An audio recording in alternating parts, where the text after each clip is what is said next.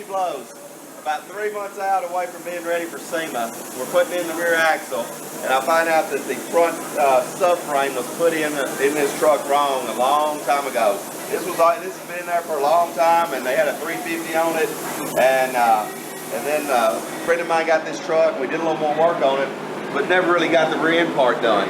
Well, we went ahead and put the front clip on the truck and set the motor and stuff like that, to find out that we started to set the rear axle. The front end was off. So I decided to go ahead and cut it completely down. So we tore it completely back apart last night and cut the front end off. We cut the front bonnet off. Cut all the motor mounts out. And I'm gonna cut this and put this in the exact location it needs to go now. So I've just taken some real nice measurements, squared this frame up, shot those measurements to those lower ball joints. I've got a manual in there that tells me the caster angle for the Camaro that this came out of. So I'll set the caster angle exactly where it needs to be, have it dead flat level, and it'll be 10 times better. But what a big job it is. You can see the carnage around everywhere. We blew this thing apart in about 2 hours. And we'll work all day today, all day tomorrow, and the next day get this back to where we was yesterday morning. So I got my frame, all the plates cut back off of it, and me and Jeff sat out here for about 6 hours yesterday, washing the plates off, cleaning the frame rails, re-leveling the frame. I got my frame now. It is perfectly level in every way right here, right now. Then I've got me some good straight edges in here, and I've got me some exact marks to the millimeter. And I locked that in place, and I double checked it off the frame, triple checked it, quadruple checked it, and I know that this one is absolutely dead on, perfectly square with the frame. Then I put in another one, and now I can measure off of that with these other straight edges straight to my ball joint, and then I just pull off that back one, and I know I've got to have about 2,105 millimeters from that one to the bottom of this ball joint, and then I'll do the other one the exact same way, and that'll be within a millimeter perfect on the bottom.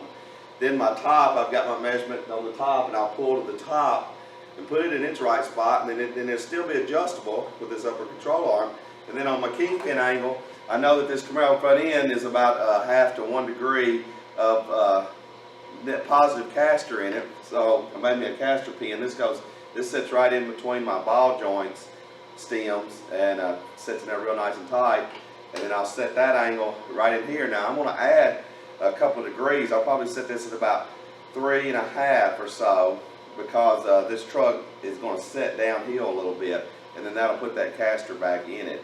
And you need that little bit of caster in there to help center the steering wheel. When you lock the steering wheel, the way the vehicle with those leaning back lets itself center the steering wheel and makes it drive and steer a lot better. If they're straight up, they tends to wander. There's nothing really to center your vehicle back up. I want to give you a little closer look at exactly what I'm doing here. On the back of this, you can see now this bar here is perfectly in square with this frame rails to the millimeter. This one here is perfectly in square with the frame rails to the millimeter. Then this one I've got out to the location of the center of my ball joint away from my frame rail. So I measured the width of that and then took that number and put it in here. And that, very important, after that I put the control, before that I put the control arms on the subframe that I'm going to use and the new ball joints, and everything is down here is exactly where it needs to be to the bottom of that ball joint in relationship to that. So, and then I pull those up to the ride height, and I've got them pinned up here at the top where that they're setting right at the ride height. And now I can just pull off the side of the frame, take the number that from that one to that one, and then put it in here to here, and then here to here, and then I'll just shoot that number out, and that tells me where this goes side to side. Then up here in my ball joints, I fabricate this little pin, loosen my ball joints, and let them out a little bit, and then put that pin in there and then tighten it back down. And I'll use this caster gauge right in here. Now I've got a little more accurate when I'll use it. I get a little closer, but I'm looking for about 3 degrees back. And then once my frame is raked back down, I ought to be at about 1, which was factory on this Camaro subframe. And then I'll work on my height. I want my height to be pretty close to where it was, because I had a good ride height. So that just kind of splits those numbers on that. So I'll set that height back here, then I'll set the angle of this thing, this front subframe here, and then start tacking it in place. And I'll just weld me a little rod in the corners inside here, tack it, and on each side, and that'll allow me to move this around and tack it in place. And then once I get the rods inside there, then I can come back and plate it and do my strength work on the outside of it. So that's kind of what's involved in resetting the subframe.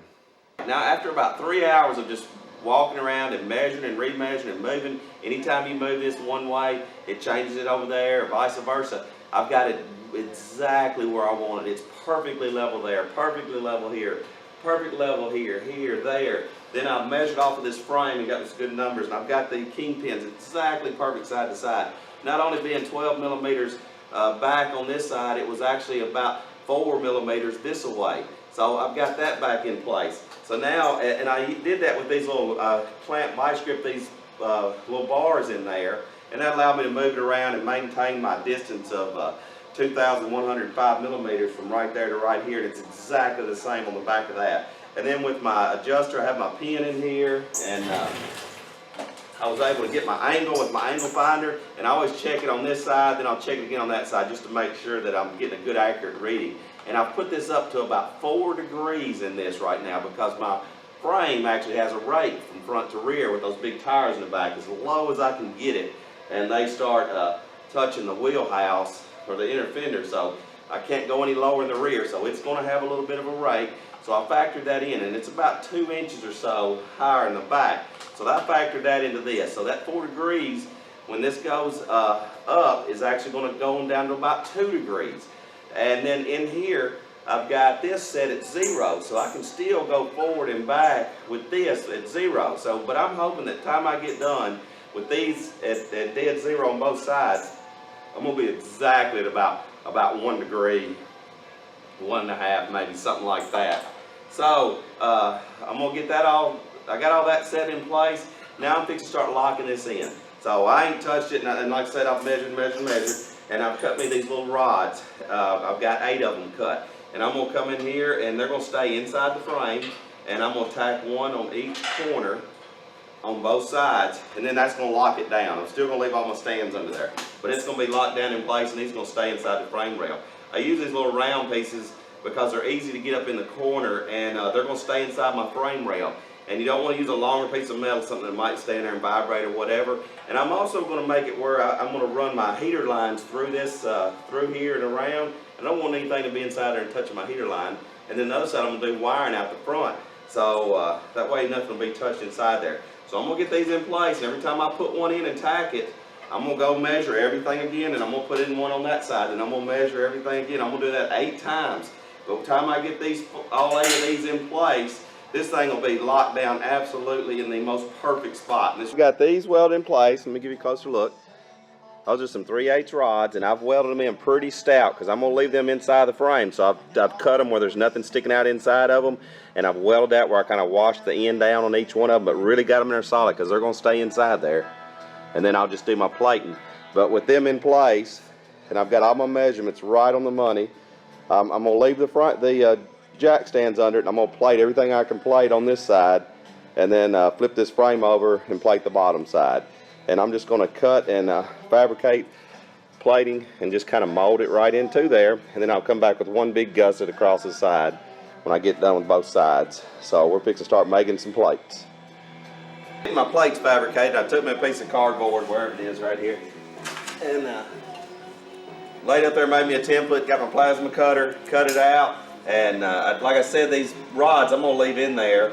I've welded them up real good and strong, and then this plate will be put in there, and then I'll just work that plate right in, which this one goes on the other side, but I'll tack weld the back, hammer it, dolly it all the way down, just wrap it right down through there, kind of like I've done this piece, and you can see how it just molds it. So weld it here, weld it, and just dolly it, work it right on out.